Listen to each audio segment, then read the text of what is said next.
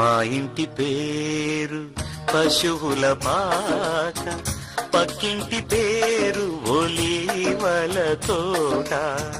మా ఇంటి పేరు పశువుల పాక, పక్కింటి పేరు ఒలీవల తోట.